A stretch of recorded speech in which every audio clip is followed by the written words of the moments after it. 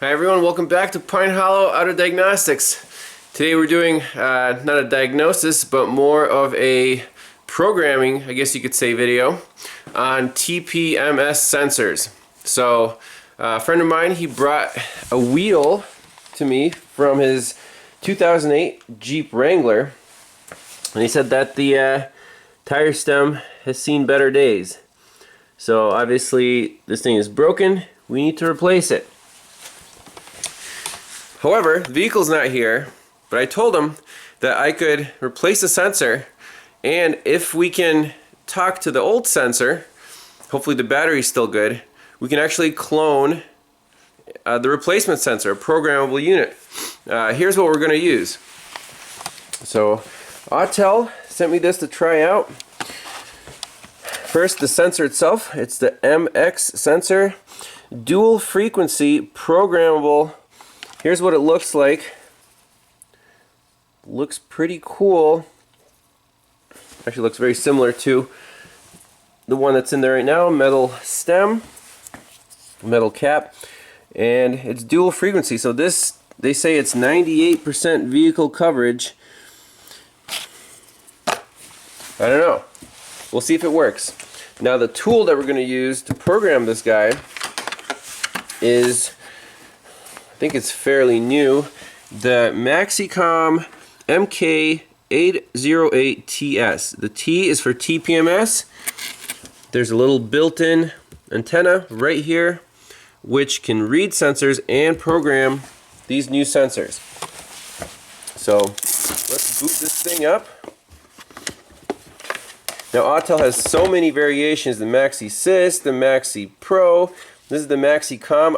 I'm not really familiar with every brand and iteration, but you can go to their website and try to find out more information on all the different levels of scan tools. Now, this scanner, it has OEM capability in terms of looking at data, but it does not have bidirectional control. So that's a shame. It would be cool if it did, but the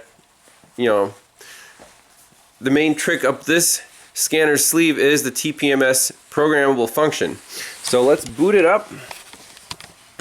Hold the power button down here. And it is wireless. It has a Bluetooth OBD2 dongle, which is very convenient. Let's see. There you go. There's the power light. Now it does come with a very nice user's manual. It's actually readable, so we can open up and go to the TPMS chapter, chapter 6, and it's actually very detailed in terms of what you can do. It's 20 pages long on just the TPMS part, and I did read through it. It is quite impressive what we can do here. So it provides the most comprehensive TPMS services for technicians and quickly solve TPMS related problems with the highest efficiency. So we'll follow this manual and get in the tool. And this thing can do there are many ways to go about this, fixing this problem. If you can read the old sensor, you can just clone it. That way we don't need the vehicle. You just put the wheel right back on. The vehicle recognizes it. Boom, ready to go. It can read all of the stored TPMS sensor numbers from the computer in the vehicle. And then you can, put in new sensors, change the values, program them back in. No problems. So whatever you want to do, it's it's very versatile. But let's try to do this guy here. So what we need to do right now, let's just go for it. TPMS, it's a Jeep.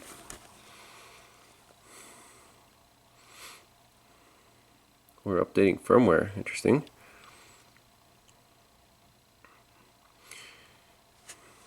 Now this is a Wrangler, so Wrangler US.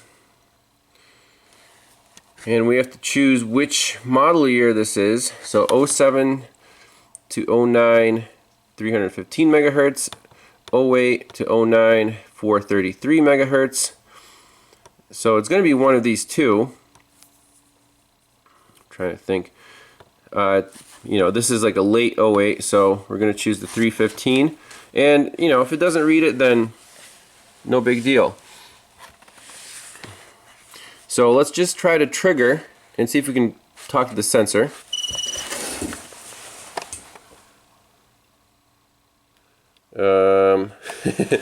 Was it this guy? Let's see. Trigger.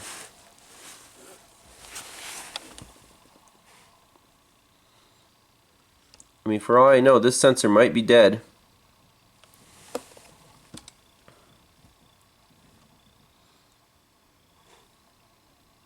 So it's not reading this guy. I think it's reading this guy. Oh. It might be reading all of these ones in the box here. You see there's 0.1 psi. Let's see, trigger again. Trigger again. So those are the 4 sensors here in the box. It's not talking to the one in the wheel. So if that's the case, then I would need to see the vehicle. Make a little follow-up video. Go to the Jeep, plug it in, get all the codes out of there, and then program the sensor. But we can right now take this thing to a tire shop, break the bead. You just break this outer bead, get the tire back, unscrew this guy, put the new one in, and pump the tire back up. No need to rebalance or anything. And that way we'll have the sensor installed, and that way we can program that in when we get to the vehicle. Well, check this out. I actually held it here for a little bit, and it did get the sensor. It's at 5.2 psi. The battery is okay. We got the frequency right, and it's 41 degrees since it was sitting outside. There's the part number. So we want to clone the new sensor to accept this 8C076 AAA part number in this wheel. Now, we can either read the manual or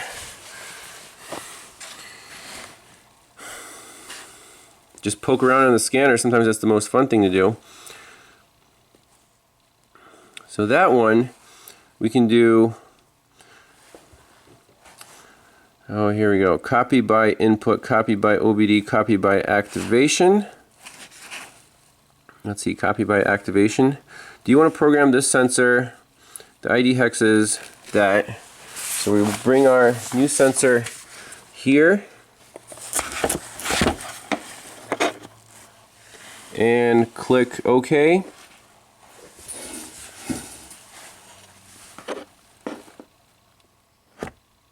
Please make sure only one sensor close to the device. Okay, so we gotta bring these over here.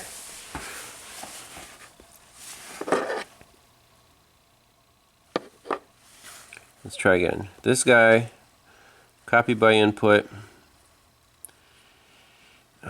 Cancel. Copy by activation. Yes.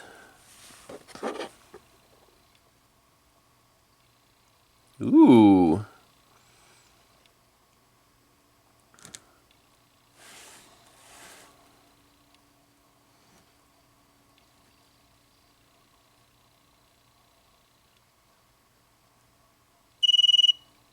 Sweet.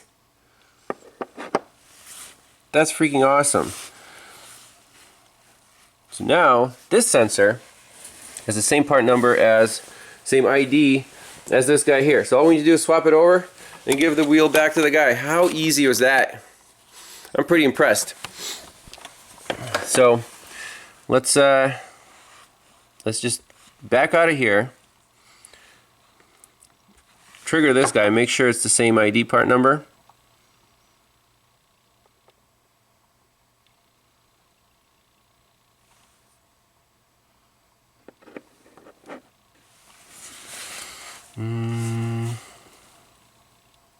Let's see, back. Sure you want to cancel? Yes. Jeez. Let's back out of here. Get back in. Delete data. Yes. Okay, trigger. Oh, beautiful. So now this sensor is showing the same ID number as the one in the wheel. Let's see what happens if we try to trigger the one in the wheel again. Whoa, hold on. Let's see here. So we'll hit, yes, it is shock proof. Trigger.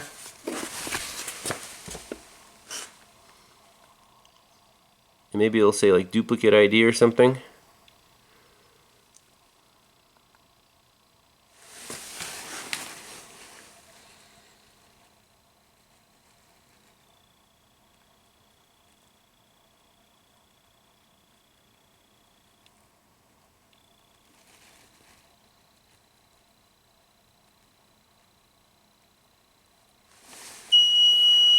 Ah, there you go. Sensor ID is duplicated. Perfect.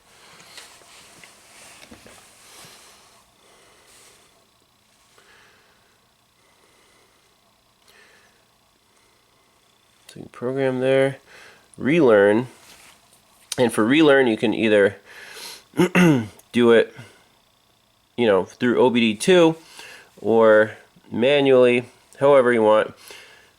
So I just want to try this again, and we'll trigger the oh man, that picks it up real quick. Let's see, back, this guy, yes. So these are very powerful. Let's hit trigger right by the wheel. There you go. 5.2 psi. So that's this guy. The mission accomplished. I'm going to take this wheel to the tire shop, just swap out the sensor. It'll be good to go. Pretty easy. In terms of other capabilities of this tool, I mean, that's its forte, this TPMS.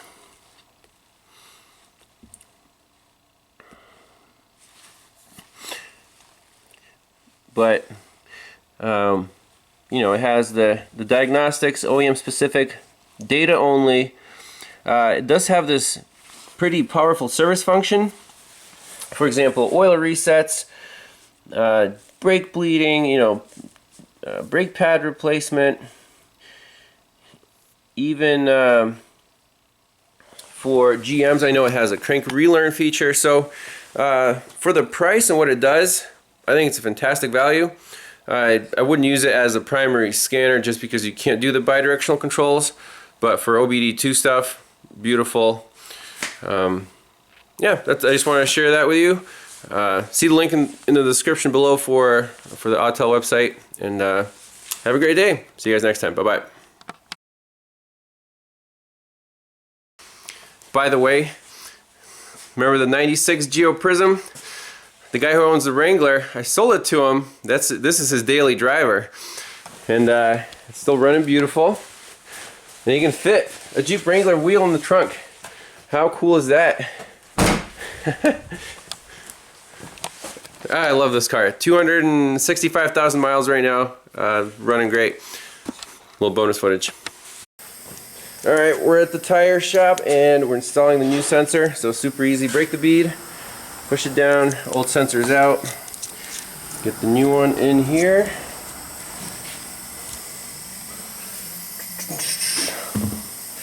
And there's a washer on it. I assume that goes on the rim side. Let's see.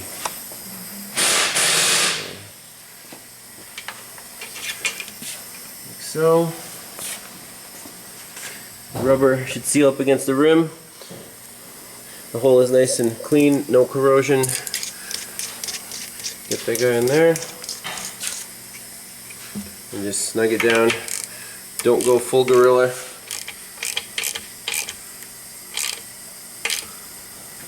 Okay, looks perfect.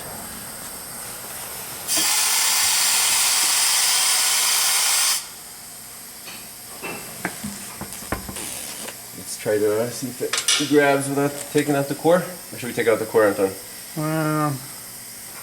See if it seats. It's only. There you go.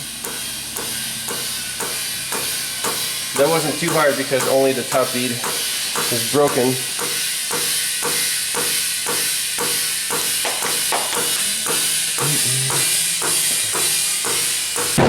Boom.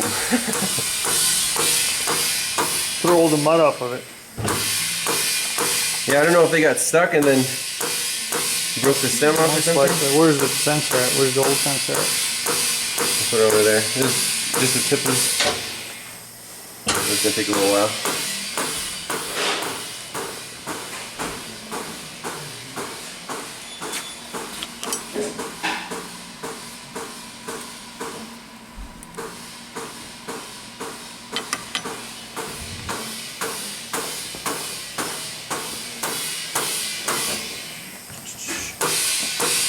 It takes longer with the gut inside. Yeah, yeah. It's also a big volume tire.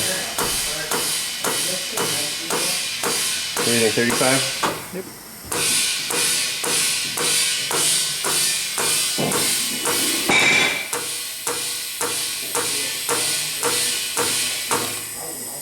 Almost.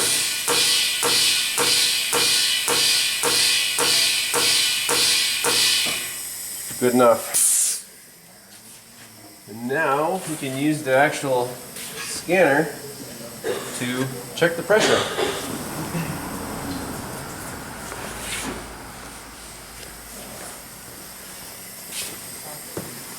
Go back in here, TPMS, Jeep.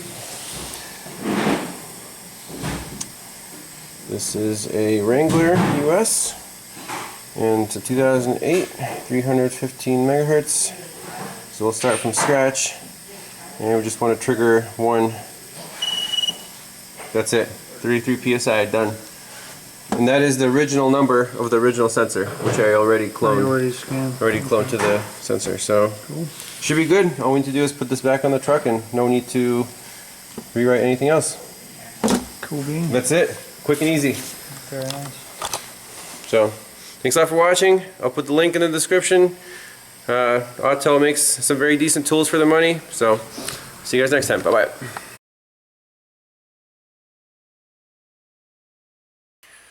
Hey everyone, welcome back to Pine Hollow Auto Diagnostics. Check out the shirt. That's right, thank you Keith for the shirt. Check out Trained by Techs online. A really cool group of people, all about the industry and training in the automotive sector. So, but anyways, today we want to look at this 2005 Nissan XTerra. The owner has some problems with the TPMS tire pressure monitoring system, and what better tool to use on this guy than the Autel MaxiCOM MK808TS. We already did one quick video on it, but this thing, it's a Nissan, so might as well try it on a different make and model vehicle. The owner says that he's driving on the highway usually, and once in a while the light starts flashing or whatever, and it sounds like a bad battery in a sensor. But let's just do the diag real quick and see what the problem is with this Nissan. Alright, we're in the truck, key is on, we got the OBD dongle plugged in. Let's just jump right in. Nissan. This is a 2005 XTerra US. So right there, 315 megahertz sensors. And right now the first screen that it brings you to is all the sensors that you can trigger on the vehicle. We can also start by jumping in Diagnostics. It'll talk to the actual body control module, and these right here are the 4 IDs that are stored in the BCM for each tire sensor. And what we want to do is at least verify what, if they're assigned correctly, and if we can talk to all of them with the actual scanner. Now there were like 20 DTCs in here, so I just cleared them out. We're going to start from scratch, and let's just try to trigger these guys. So left front.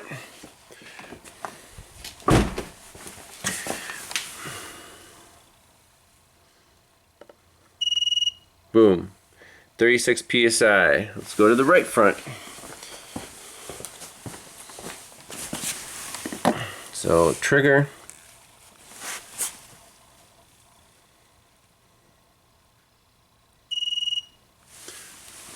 Right rear. Trigger that guy.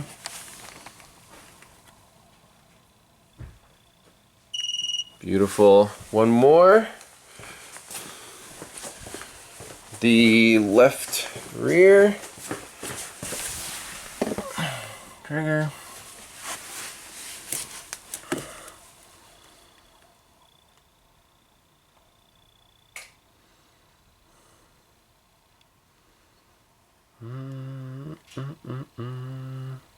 Come on.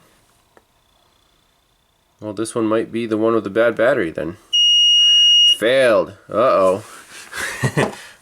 So, go back to our diagnostics page, and this is really neat. It actually records the physical sensor in each wheel that we scanned, and the one that the BCM thinks should be in there. So you can see they're mismatched. Like the computer thinks that the left front is this one, ends with an A7, but it's actually on the right rear. So obviously these wheels have been, you know, rotated, swapped around, and they don't quite agree with the physical position. But the odd man out here, this 55, it does not appear in our list on this side, so that must be in the left rear. This guy right here. So we can't talk to it. You know, that is obviously the one with the bad battery. What we could do is take a new sensor, program this exact ID right into it, and then put it in the wheel, and then, so, you know, the sensors are assigned to the correct position. Go to the relearn function and just click OBD2 relearn, and once we have all the sensors triggered, then it'll actually go through and boom, boom, boom, you know, assign everything. But if we can't trigger the sensor, obviously this wouldn't work. But yeah, this is just to demonstrate the capability of the tool. It's just fun to play with. You can do whatever you want. Write sensors, erase them, clone them, you know, shift them around. It seems to be a really versatile tool. So if you're a tire shop, this thing's way awesome. For me, it's just kind of, you know, it's a neat tool to have. I don't really run into that many TPMS issues, but still, to have the right tool for the job is priceless. So I don't know if the owner will be up for actually fixing this problem today, but it just demonstrates the capability of the tool, and I've been impressed with it so far. Thanks a lot for watching. See you guys next time.